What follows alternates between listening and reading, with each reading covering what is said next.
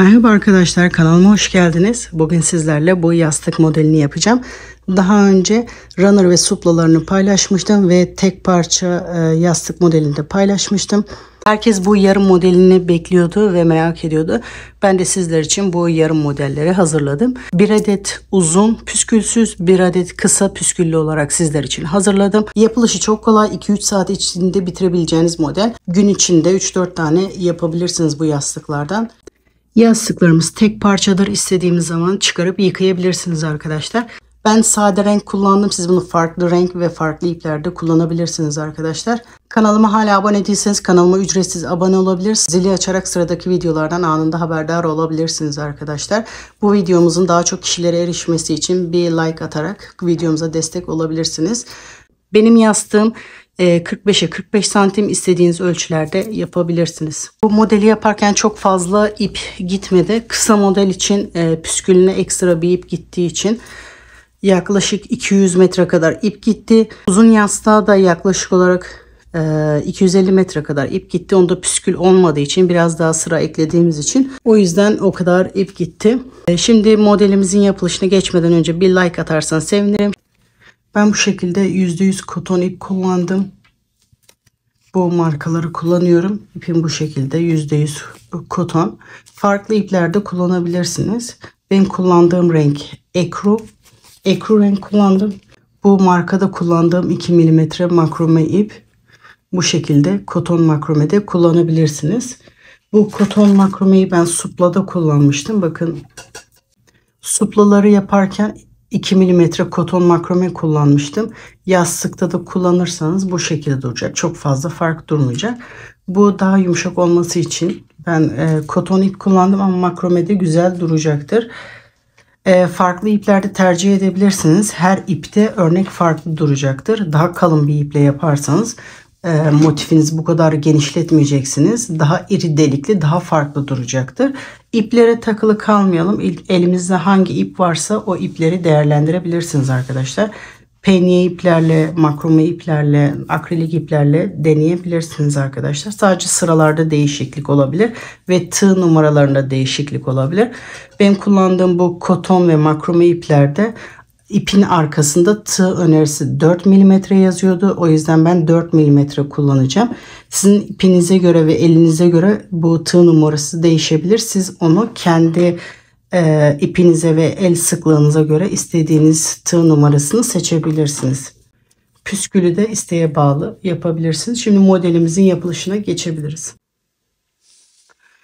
Ben bu yastık modelini yaparken aynı suplada yaptığım gibi bir ters bir düz yapacağım. Şöyle göstermek istiyorum. Ben hep aynı yönde yaptım. Bakın, bu çizgiler böyle yuvarlanmaya başlıyor. Buna birkaç sıra daha eklesem bu daha da böyle yuvarlak olacak. Ama bunu böyle bir ters bir düz yöne gittiğim zaman bu çizgiler daha net oluyor. Bu şekilde yapacağım. Eğer siz bu görüntüden rahatsız olmuyorsanız böyle hep aynı yönde de gidebilirsiniz. Bu kısmın aynı görünümde olmasını istiyorsanız, bu şekilde görüntü sizi rahatsız etmiyorsa bu şekilde de devam edebilirsiniz. Gördüğünüz gibi böyle potluk da olmaya başlıyor. Bu şekilde aynı yönde devam edince, eğer bu şekilde tek yönde giderseniz bu öndeki sivrilik de yamulacaktır arkadaşlar. Bu kısımda düz durmayacak. Bunu ben bir ters bir düz yönde yaptım. Modele sihirli halka yaparak başlıyorum. Bu şekilde halkamı oluşturuyorum. Bu ilk zinciri çekmiştim. İkinci zincir, üçüncü zincir. Bu benim ilk trabzanım sayılıyor. Boşlukta 2 trabzan daha yapıyorum. 1 ve 2. Arada 3 zincir. Tekrar aynı boşluk içerisinde 3 trabzan daha yapıyorum. 1 2 ve 3. Bu şekilde toplam 4 tane üçlü trabzan yapacağız. Arada 3 zincir. Tekrar aynı boşluk içerisinde 3 trabzan daha yapıyorum. 1 2 ve 3. Arada 3 zincir. Tekrar Aynı boşlukta 3 trabzan daha yapıyorum. 1, 2 ve 3. Toplamda 4 tane üçlü trabzan yaptım. Halkamı iyice sıkıyorum. Sırada başlangıç yeri belli olmaması için ben hep köşelerden başlamak istiyorum. O yüzden hem ortadan başlamam gerekiyor hem de sıramı birleştirmem gerekiyor. Bir zincir tığımı doluyorum. Bu 3 zincir yaptığım yerde 3. zincire batarak bir çakma trabzan yapıyorum. İpi oradan alıyorum. Şu anda 3 tane oldular. Üçünü birlikte yapıyorum. 2 seferde çekmiyoruz. Bu şekilde hem sıramı birleştirmiş oldum hem de yeni sıraya başlamış olacağım. 3 zincir. Normalde ben bunu yaparken bu yöne doğru gidecektim. Şimdi sıramı tersine çeviriyorum. Tersten sıramı devam ediyorum. Aynı yönde gitmemek için. Şimdi aynı boşlukta 2 trabzan daha yapıyorum. 1 ve 2. Toplamda ilk çektiğim zincirle 3 oluyor. Arada 5 zincir yapıyorum. Tığımı doluyorum. Diğer köşeye geliyorum. Köşelerde bu işlemi 2 defa yapacağız. Arada 3 zincir çekeceğiz. 1, 2 ve 3. Arada 3 zincir. Tekrar aynı boşlukta 3 trabzan daha yapıyorum. 1, 2 ve 3.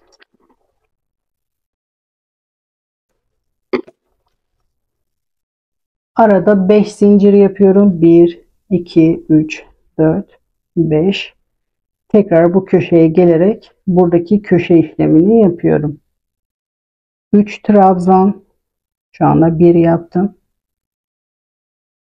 2 ve 3. Arada 3 zincir. Tekrar aynı boşlukta 3 trabzan daha yapıyorum. 1, 2 ve 3. Aynı şekilde buraya da yapıyoruz. Sıra sonuna kadar aynı şekilde yapalım. Bu köşeyi de yapalım. Bu köşeyi de yaptım. Arada tekrar 5 zincir yapıyorum. 1, 2, 3, 4, 5.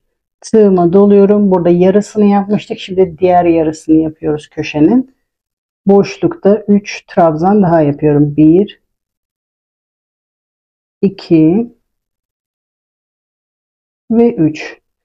Birleştirme aşamasını aynı diğer sıradaki gibi yapıyoruz. Bir zincir, tığıma doluyorum. Üçüncü zincirin tepesine batarak ipi oradan alıyorum.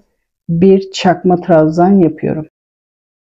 3 zincir ve sıramı tekrar dönüyorum. Hep dönerek ters yönde yapacağız arkadaşlar. Aynı yönde yapınca çarkıfelek oluyor. 3 zincir aynı boşluk içerisinde 2 trabzan daha yapıyorum. 1 ve 2. Şimdi 5 zincir yapıyorum.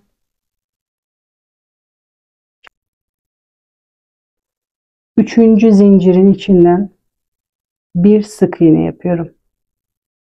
Bunu benim gibi zincire batarak da yapabilirsiniz. Direkt boşlukta bu şekilde sık iğne de yapabilirsiniz. Ben kayma olmasın diye zincire batarak yapacağım. 1, 2, 3. zincirin içinden beri bir sık iğne yapıyorum. 5 zincir. Tekrar tığımı dolayarak köşeye geliyorum. Aynı köşe işlemini yapıyorum. 1, 2 ve 3. Arada 3 zincir.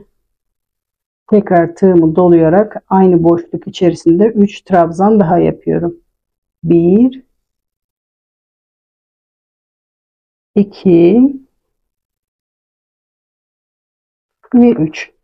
Buradaki işlemi aynı buraya yapıyoruz. 5 zincir. Sıradaki boşluğun 3. zincirinden bir sık iğne yapıyorum. 5 zincir. tığıma dolayarak köşe işlemini yapıyorum. 1 2 3 arada 3 zincir, tekrar aynı boşluk içerisinde 3 trabzan daha yapıyorum. 1 2 ve 3. Bu şekilde sıra sonuna kadar yapalım. Sıra sonuna kadar geldim. Şimdi birleştirme aşamasını yapıyorum. Bir zincir, tığıma doluyorum. 3. zincirin tepesinden batarak çakma trabzanımı yapıyorum. 3 zincir, yeni sıraya başlamak için dönüyorum. Aynı boşluk içerisinde 2 trabzan daha yapıyorum. 1 ikinci trabzanı yapıyorum. Arada 5 zincir. Bakın burada iki boşluk var. İlk boşluğun 3. zincirinden beri bir sık iğne yapıyorum. 5 zincir. Sıradaki boşluğun 3. zincirinden beri bir sık iğne yapıyorum. 5 zincir. Tığımı doluyorum ve köşe işlemini yapıyorum. 1 2 ve 3. Arada 3 zincir. Tekrar aynı boşluk içerisinde 3 trabzan yapıyorum. 1 2 ve 3. Bu şekilde sıra sonuna kadar yapalım. Sıra sonuna kadar geldim. Bir zincir, tığıma doluyorum. 3. zincirden beri ipimi alıyorum. Bir çakma trabzan yapıyorum. Sıramı dönüyorum. Yeni sıraya başlıyorum. 3 zincir. Zincir çekip de dönebilirsiniz. Dönünce de zincir çekebilirsiniz. Fark etmiyor. Boşlukta 2 trabzan daha yapıyorum. 1 ve 2. Şimdi burada da tek tek boşluklara batıyoruz. 5 zincir. Sıradaki boşluğun 3. zincirine batarak bir sık iğne yapıyorum. 5 zincir.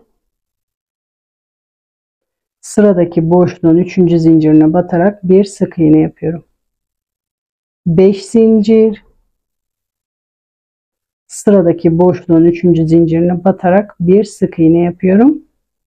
5 zincir. Sıradaki köşeye gelerek köşe işlemini yapıyorum. 1 2 ve 3. Arada 3 zincir. Tekrar aynı boşluk içerisinde 3 trabzan daha yapıyorum. 1 2 ve 3. Bu şekilde sıra sonuna kadar yapıyoruz.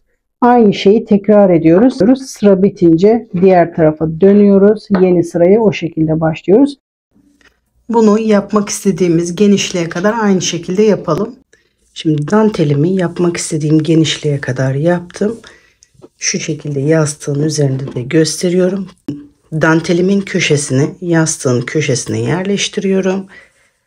Diğer köşeye kadar ölçüyorum. Şu anda yastığım tam ölçüde olmuş. Genişletme aşaması bitti. Şimdi artık kenar yapmaya başlayabiliriz arkadaşlar. Benim yastığım genişliği şu anda tam. Daha genişletmeyeceğim arkadaşlar. Şimdi genişletme aşaması bitti. Artık yastığın çevresini yapacağız. Kenar kısmını yapacağız. Bu orta kısmında yaptığımız gibi yönümüzü bir ters bir düz yapacağız. Bu çizginin düz olarak devam etmesi için. Şimdi sıramı bitirdim. Aynı normal sıralarda yaptığım gibi 3 zincir çekip dantelimi diğer yöne doğru gidiyorum. Tersine çevirdim. Ama yapılış tekniği aynı. Sadece sıraları diğer yöne doğru gidiyoruz. 3 zincir çektikten sonra aynı boşluk içerisinde 2 trabzan daha yapıyorum. 5 zincir. Sıradaki boşluğun 3. zincirine batarak bir sık iğne yapıyorum. 5 zincir. Sıradaki boşluğun 3. zincirine batarak bir sık iğne yapıyorum. Bu işlemi aynı diğer sıralarda yaptığımız gibi bu son boşluğa kadar yapıyoruz. Boşluğa kadar geldim. Şimdi kenar işlemini yapıyoruz. Bu sivri uçları sadece iki köşede yapacağız. Buralarda da kenar kısmını yapacağız. Şimdi kenar kısmının ilk sırasını yapıyoruz. 5 zincir, köşenin ikinci zincirine batarak bir sık iğne yapıyorum. 5 zincir. Bakın buradaki trabzanlık kısım artık bitti. Sadece zincir yapıyoruz. Sıradaki boşluğun 3. zincirine batarak bir sık iğne yapıyorum. Kenarın ilk sırasını yapmış oluyoruz bu şekilde. Bu köşeye kadar aynı işlemi devam ediyoruz. 5 zincir. Sıradaki zincirin 3. zincirine batarak bir sık iğne yapıyorum. Bu şekilde bu son boşluğa kadar aynı işlemi tekrar edelim. Boşluğa kadar geldim. Burası kenarda, burası da sivri uç. Bunu aynı diğer sıralarda yaptığımız gibi aynı şekilde yapıyoruz. Bunu diğer sıralarda bu kısmı göstermeyeceğim. Çünkü aynı işlem olduğu için tekrar göstermeme gerek yok. Şimdi bir sefer daha göstereceğim ama diğer sıralarda göstermeyeceğim. 5 zincir, köşeye gelerek tekrar aynı köşe işlemini yapıyoruz. 1, 2 ve 3. Arada 3 zincir. Tekrar tığıma dolayarak 3 trabzan daha yapıyorum. 1, 2 ve 3. Şimdi tekrar diğer kenara başlıyorum. 5 zincir. Sıradaki boşluğun 3. zincirine batarak bir sık iğne yapıyorum. 5 zincir. Sıradaki boşluğun 3. zincirine batarak bir sık iğne yapıyorum. Bu şekilde bu kenara kadar, son boşluğa kadar yapıyorum. Şimdi boşluğa kadar geldim. Artık kenar işlemi yaparken iki köşe sivri olacak. İki köşe böyle bu şekilde kenar olacak. Aynı buradaki işlemi burada da tekrar ediyorum. 5 zincir, köşeye gelerek ikinci zincirin içinden bir sık iğne yapıyorum. Direkt boşlukta da yapabilirsiniz, sıkıntı yok. Şimdi diğer kenara dönüyorum. 5 zincir, sıradaki zincir olan yere geliyorum. 3. zincirin içinden bir sık iğne yapıyorum. 5 zincir, sıradaki boşluğun 3. zincirine gelerek bir sık iğne yapıyorum. Boşluğa kadar aynı işlemi yapalım. Boşluğa kadar geldim. 5 zincir yapıyorum. Şimdi sırayı birleştirme aşamasına geldim. 3 trabzan daha yapıyorum. Bu aynı boşluk içerisinde. 1, 2 ve 3. Birleştirme aşaması aynı. Bir zincir, tığımı doluyorum. 3. zincirin içinden ipimi alıyorum. Bir çakma trabzan yapıyorum. 3 zincir, tekrar sıramı dönüyorum. Dantelimi çeviriyorum bu şekilde. Yeni sıraya ters yönde başlıyoruz. Aynı boşluk içerisinde 2 trabzan daha yapıyorum. 1, 2. İlk yaptığım zincirle birlikte toplamda 3 olmuş oluyor. 5 zincir. Sıradaki boşluğun 3. zincirinde bir sık iğne yapıyorum. 5 zincir. Sıradaki boşluğun 3. zincirinde bir sık iğne yapıyorum. Bu kenarın son zincirli kısmına kadar, bu boşluğa kadar aynı işlemi tekrar ediyoruz. Son kenar boşluğuna kadar geldim. Şimdi sıramı döneceğim. Gördüğünüz gibi burası köşe. Sıradaki boşluğa batacağız. Ve artık bundan sonra hep bu şekilde kenar işlemi başlamış oluyor. 5 zincir. Bakın Bu boşluğa battım. Sıradaki boşluğun 3. zincirine batıyorum. 5 zincir. Sıradaki boşluğun 3. zincirine batarak bir sık iğne yapıyorum. 5 zincir.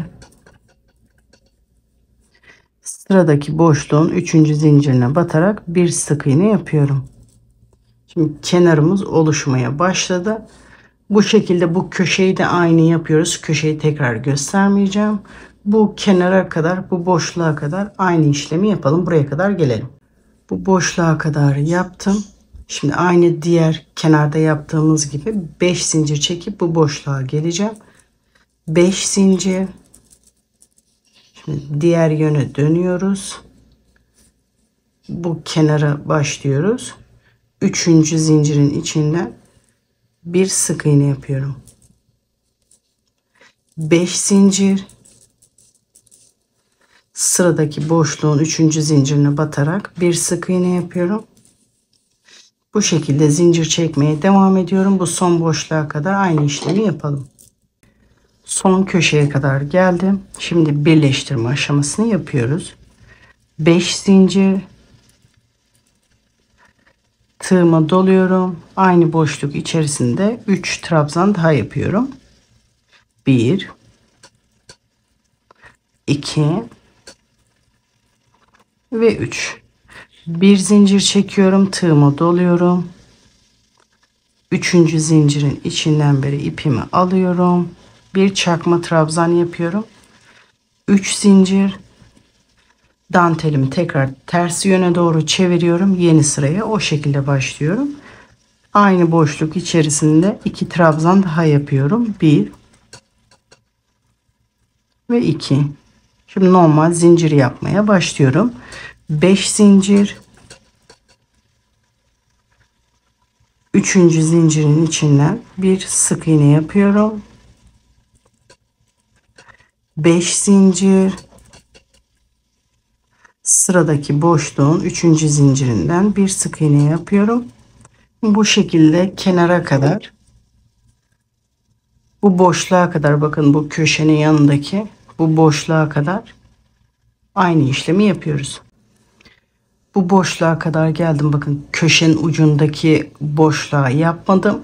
Bu köşenin yanındaki boşluğa kadar geldim. Şimdi 5 zincir yapıyorum. Bakın bu boşluğa batmayacağız. Köşenin ucundaki boşluğa batmayacağız. Onun yanındaki boşluğa batacağız. Bunun 3. zincirine batarak bir sık iğne yapıyorum. Bakın gördüğünüz gibi kenar işlemi başladı.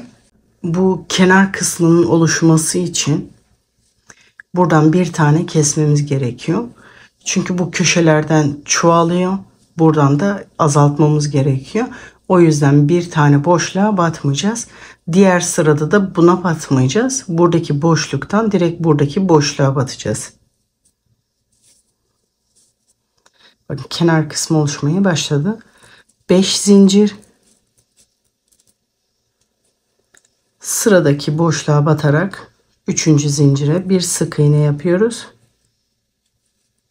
5 zincir. Sıradaki boşluğa batarak 3. zincire bir sık iğne yapıyoruz. Bu şekilde bu köşeyi de yapıyoruz. Normal bir şekilde köşemize devam ediyoruz. Orada bir değişiklik yok. Bu kenara kadar aynı işlemi yapalım. Burada tekrar diğer kenarı yapalım. Bu kenarı yaptıktan sonra köşeyi de normal bir şekilde yaptım. Şimdi diğer kenara kadar geldim. Köşenin ucundaki boşluk burası. Şimdi buraya batmayacağız. Aynı diğer kenarda yaptığımız gibi. 5 zincir. Bu köşenin ucundaki boşluğa batmayacağız. Yanındaki boşluğa batacağız. Buraya batacağız. Ve buranın 3. zincirine batarak bir sık iğne yapıyorum.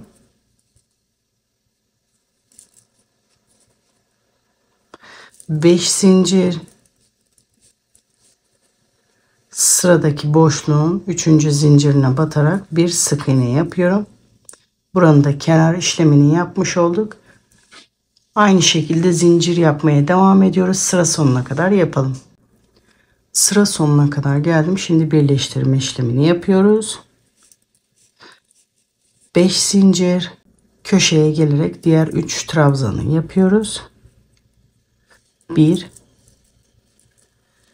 2 ve 3. Bir zincir, tığıma doluyorum. 3. zincirin içinden ipimi alarak bir çakma trabzan yapıyorum ve sıramı bu şekilde birleştiriyorum. 3 zincir yaparak sıramı dönüyorum. Yani dantelimi diğer yöne çeviriyorum. Yeni sıraya başlıyorum. 2 trabzan daha yaparak sırama başlıyorum. 5 zincir, sıradaki boşluğun 3. zincirine batarak bir sık iğne yapıyorum. 5 zincir,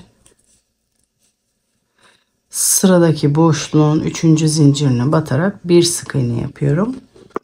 Bu şekilde bu kenara kadar, bakın bu ortadaki boşluk zinciri, onun yanındaki boşluğa kadar yapıyoruz.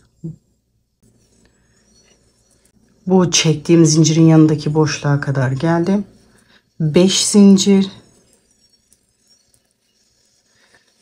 bu orta boşluğa batmıyorum. Yanındaki boşluğun 3. zincirine batarak bir sık iğne yapıyorum. Kenarda bu boşlukları atlıyoruz.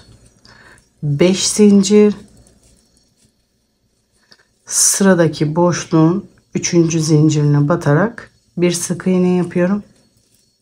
5 zincir, sıradaki boşluğun 3. zincirine batarak bir sık iğne yapıyorum. Bu şekilde kenar işlemine devam ediyoruz.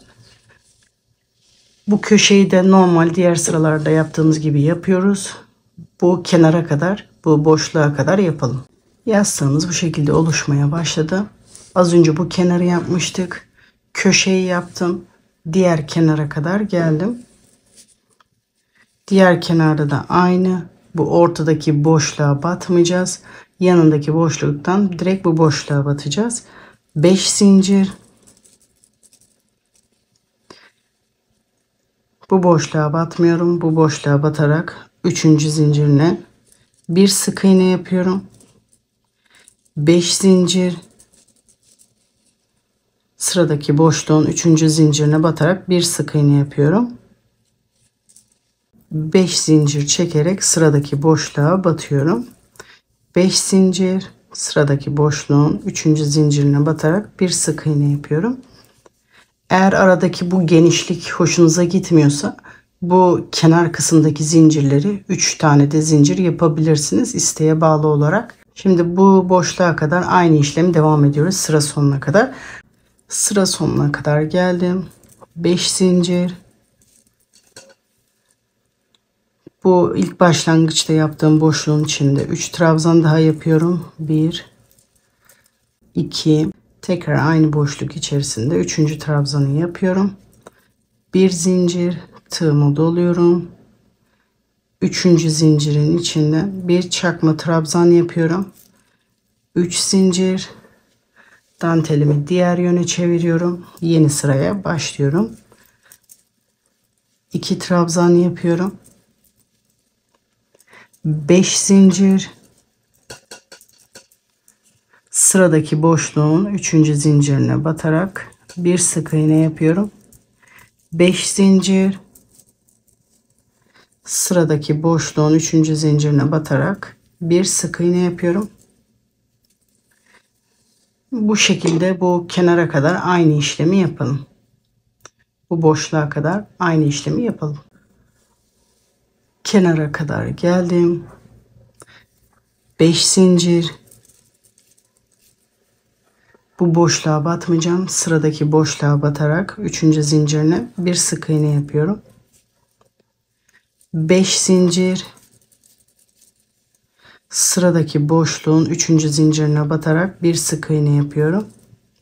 Dediğim gibi bu görüntü hoşunuza gitmiyorsa 3 zincir de yapabilirsiniz. Bu şekilde köşeyi de Bu diğer kenarı da aynı burası gibi yapıyoruz. Sıra sonuna kadar bu şekilde yapalım. Şimdi sıra sonuna kadar geldim. Bir zincir çekiyorum. Bir çarpma trabzan yaparak sıramı birleştiriyorum ve bir zincir çekiyorum. Şimdi bu sırayı da bitirdikten sonra ben bir kontrol etmek istiyorum. Yastığım istediğim boyaya gelmiş mi? Şimdi bu elimdekini ben kısa model yapacağım. Uzun modeli göstermeyeceğim şu anda. Şimdi yastığımı geçirerek bakıyorum.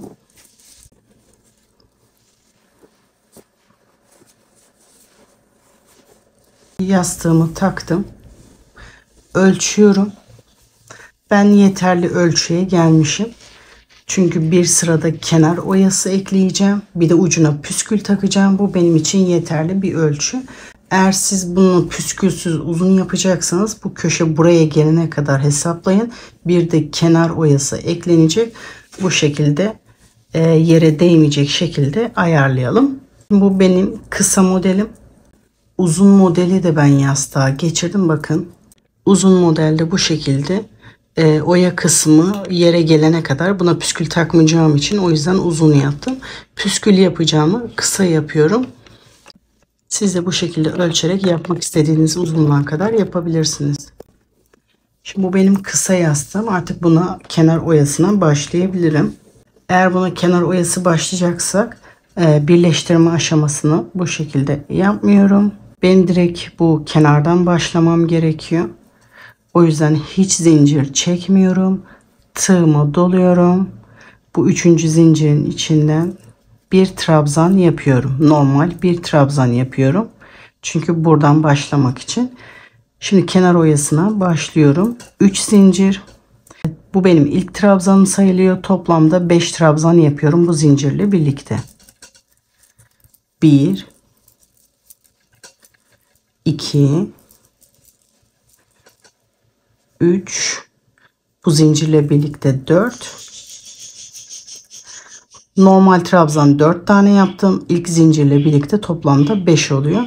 Şimdi ucundaki tomurcuğu yapıyorum. 3 zincir. Bu son yaptığım trabzanın şu iki telinden tığımı geçiriyorum. İpi alıyorum. İlmeğin içinden geçiriyorum. Bu şekilde tomurcuğumu oluşturuyorum. Şimdi aynı boşluk içerisinde 4 trabzan daha yapıyorum. 1 2 3 ve 4. Yani toplamda 9 oluyor. 5.'nin üzerinde bu tomurcuğu yapıyorum. Şimdi bu ilk trabzanın, yani bu çekmiş olduğum zincirin içinde bir sık iğne yapıyorum. Tekrar tığıma dolayarak sıradaki boşluğa 9 trabzan daha yapıyorum. 1 2 3 4 5 6 7 8 ve 9. Eğer bu sizin için 9 trabzan çok geliyorsa bunu 1 2 azaltabilirsiniz, bu trabzan sayısını. Hiçbir değişiklik olmuyor. Sizin isteğinize bağlı bunları azaltabilirsiniz. Sıradaki boşluğun, yani sıradaki zincirin içinde boşlukta bir sık iğne yapıyorum. Tekrar tığımı dolayarak buradaki işlemi bu boşluğa yapıyoruz. Şimdi kenarda bir boşluğa trabzan, bir boşluğa sadece sık iğne yapacağız bunun gibi. Şimdi tığıma dolayarak sıradaki boşluğa gelerek trabzan yapmaya başlıyorum. 1 2 3 4 5 6 7 8 ve 9. Şimdi sıradaki boşluğa gelerek bir sık iğne yapıyorum. tığımı doluyorum. Sıradaki boşlukta trabzan yapmaya başlıyorum. 1 2 3 4 5 6 7 8 ve 9. Sıradaki boşlukta bir sık iğne, sonra sıradaki boşlukta trabzan yapmaya başlıyoruz. Bu şekilde kenar oyasını yapıyoruz. Dediğim gibi bu trabzanları isterseniz isteğe bağlı azaltabilirsiniz. Bu kenara kadar aynı işlemi tekrarlayalım. Şimdi kenara kadar geldim. Kenardan önceki boşlukta trabzan oldu benim. Sıradaki boşluk yani kenara denk geldi. Buradaki boşlukta bir sık iğne yapıyorum. Tekrar tığımı dolayarak sıradaki boşluğa geçiyorum. Trabzan yapmaya başlıyorum. Sizin bu kenarda belki farklı olabilir. Bu kenara trabzanlı yer denk geliyorsa trabzan yapmaya devam edin. Benim bu kenara boşluk denk geldi. Sık iğne denk geldi. Sık iğne yaptım kenara. Ondan sonra diğer tarafa başladım. Eğer sizin buraya trabzan denk geliyorsa trabzan da yapabilirsiniz. Bu şekilde sıraya devam edebilirsiniz. Bu şekilde köşeye kadar aynı bu kenarda yaptığımız işlemi, kenar oyasını yapalım. 9 trabzan yapıyoruz. 4 5 6 7 8 9. Sıradaki boşlukta bir sık iğne yapıyorum. Bu şekilde kenar oyasını köşeye kadar devam ediyorum. Köşeye kadar geldim.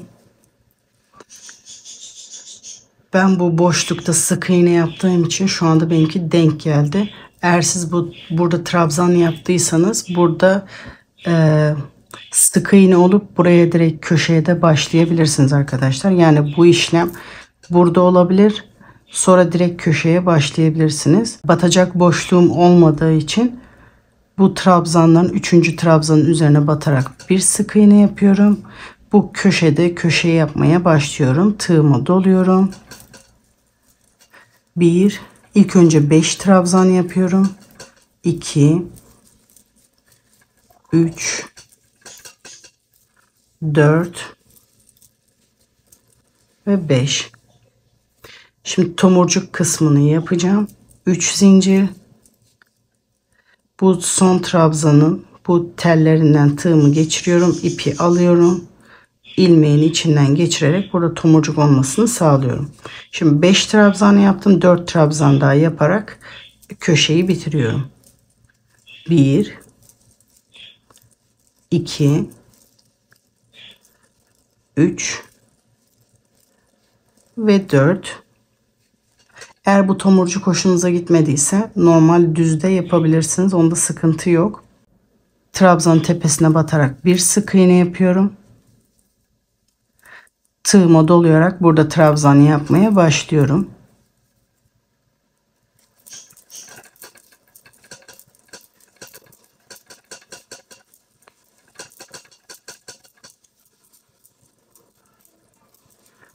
Altı 7 8 ve 9. Sıradaki boşlukta bir sık iğne yapıyorum. Bu kenarda böyle sık iğne denk gelmeyip trabzanlı olan yerde direkt burada sık iğne yapıp bundan sonraki boşlukta bu şekilde trabzan yapmaya da başlayabilirsiniz. Tabi görüntüsü aynı olmayacak. Bu şekilde 9 trabzanlı yapabilirsiniz.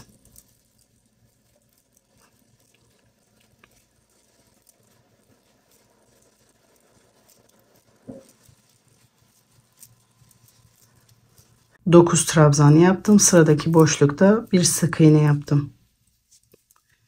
Bu tarafta da aynı şekilde olacak. Burada sık iğne yaptıktan sonra köşe işlemine başlayacağız. Burada trabzan tepesine batmayacağız. Aynı buradaki gibi.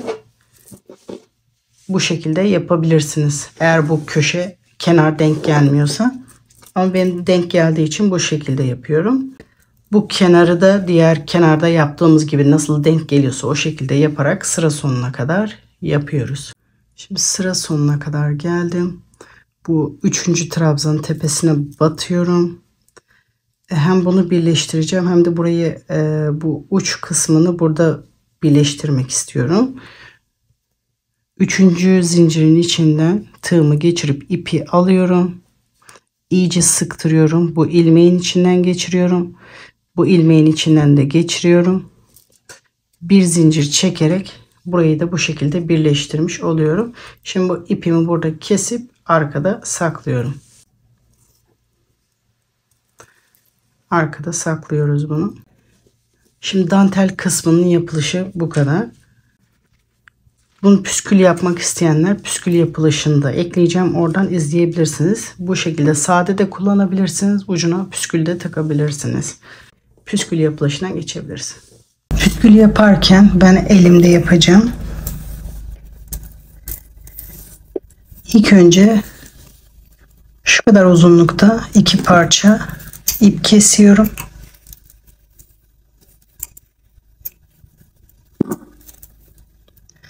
İpin bir ucunu bu şekilde elimde tutuyorum. 15 defa sarıyorum.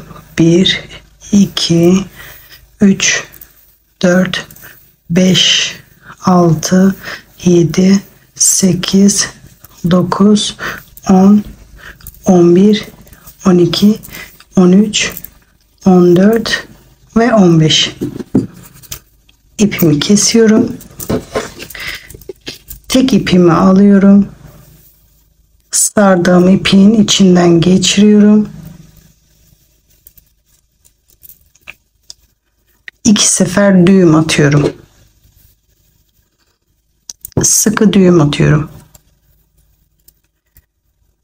2 sefer sıkı düğüm atıyorum. Sonra diğer ipi alıyorum.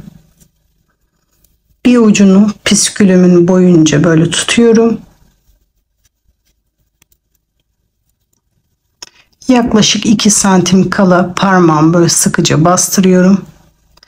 İpin diğer kalan kısmını püskülün etrafından sarmaya başlıyorum. Üst üste gelmeyecek şekilde, böyle yan yana gelecek şekilde sarıyorum. Bu şekilde 4 defa, dilerseniz 5 defa sarıyorum. Sonra ipin diğer ucuyla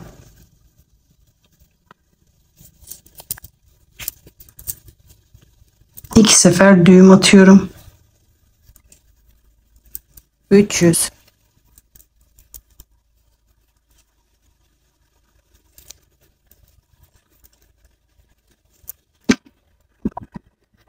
İğne yardımıyla ya da tığ yardımıyla bu düğüm attığımız, bu sardığımız yerin arkasından beri ipimizi geçireceğiz. Sardığım düğümün arkasından beri tığımı geçiriyorum. İlk önce tek ipimi çekeyim. Bunu çektim. Sonra diğerini deniyorum.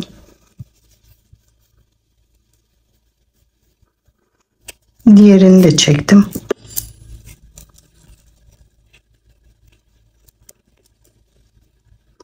Sonra ikisini birlikte çekiyorum. Düğümü o tarafa çekmeye çalışıyorum.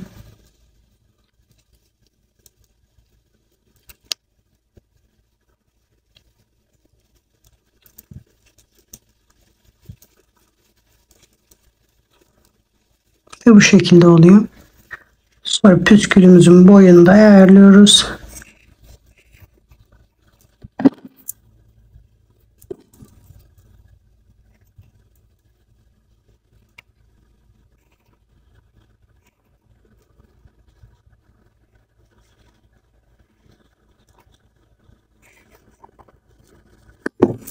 Püskülüm hazır. İsteğe bağlı olarak bu şekilde boncuk, tahta boncuk ya da farklı boncuklar da takabilirsiniz. İsterseniz sade olarak da kullanabilirsiniz. Ben sade takacağım. Tomurcuğun ucundan bir tığımı geçiriyorum. İpimin tekini oradan alıyorum. İpin diğer ucuyla 2 sefer düğüm atıyorum. Bu bağladığımız iplerin temiz durması için bu sardığımız ipin arkasından bir tığımı geçiriyorum. Bu bağladığımız ipleri aşağıya doğru çektiriyorum. Bu şekilde düzelttikten sonra eğer ipimiz uzunsa bu fazlalığı kesiyoruz. Bu şekilde fazlalıkları düzeltiyorum. Bu şekilde yapılış videosu bu kadar. Şimdi yastığın üzerine geçirip size bitmiş halini de gösteriyorum. Yastıklarımızın bitmiş hali bu şekilde arkadaşlar. Yapılışı çok kolay. Herkesin rahatlıkla yapabileceğim model. Umarım sizler de videomu izlerken keyif almışsınızdır. Kanalıma hala abone değilseniz kanalıma ücretsiz abone olabilir. Zili açarak sıradaki videolardan anında haberdar olabilirsiniz. Yapacak arkadaşlara kolay gelsin diyorum. Sıradaki videolarda görüşmek üzere.